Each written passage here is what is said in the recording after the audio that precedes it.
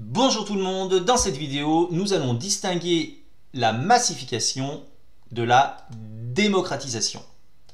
Alors, commençons par la massification. La massification est un processus par lequel l'accès aux études secondaires puis supérieures s'est progressivement ouvert à tous les jeunes. On parle également de démocratisation quantitative, c'est la même chose. Je répète, ça veut dire que de plus en plus d'élèves et d'étudiants issus de tous les milieux sociaux vont poursuivre des études. Okay. Alors comment on l'explique? Tout simplement par une succession de lois qui a permis effectivement à de plus en plus d'individus de pouvoir aller à l'école. Que ce soit des filles, que ce soit des garçons, que ce soit des jeunes âgés de 13 ans, puis de 14 ans, puis de 16 ans, et avec la loi pour l'école de confiance en 2019, l'obligation de formation même de 16 à 18 ans. D'accord? La réforme Habit de 1975, qui visait à créer le collège unique, a également permis justement à de plus en plus de jeunes de terminer leur collège en 4 ans pour ainsi plus facilement accéder au lycée. On a également eu des objectifs au niveau politique qui, en l'occurrence, visaient 80% d'une classe d'âge au bac, 50% également en licence. Et on a multiplié les filières, que ce soit donc la voie générale qui existait traditionnellement, bien évidemment, depuis fort longtemps, mais également l'apparition successive des filières technologiques, des filières professionnelles, qui vont permettre à des individus qui n'avaient pas nécessairement soit les compétences, soit tout simplement l'intérêt, d'accord, de se diriger vers des études générales, de pouvoir faire autre chose, où ils vont pouvoir pleinement s'épanouir et ainsi accumuler des diplômes qui favoriseront leur insertion professionnelle. Et au niveau de ces diplômes, justement, on a eu de plus en plus de diplômes qui se sont succédés et qui ont permis, donc, à travers les BTS, le BUT, d'accord, Bachelor Universitaire de Technologie, plus récemment, de pouvoir permettre à de plus en plus de jeunes de poursuivre leurs études dans l'enseignement supérieur.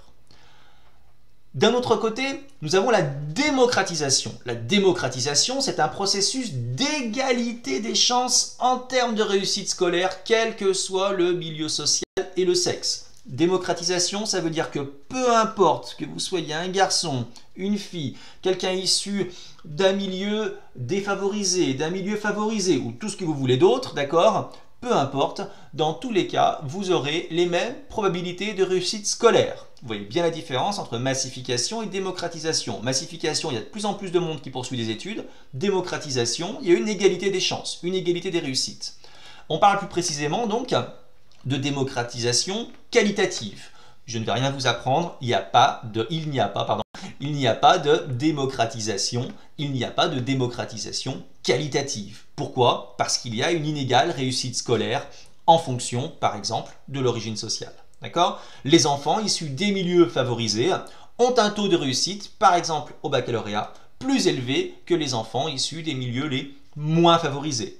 De plus, les enfants issus des milieux favorisés vont être surreprésentés dans la voie générale, alors que, à contrario, les enfants issus des milieux plus défavorisés vont davantage privilégier donc les voies technologiques et professionnelles. En fait, comme le soulignait Pierre Merle, nous sommes en présence d'une démocratisation ségrégative.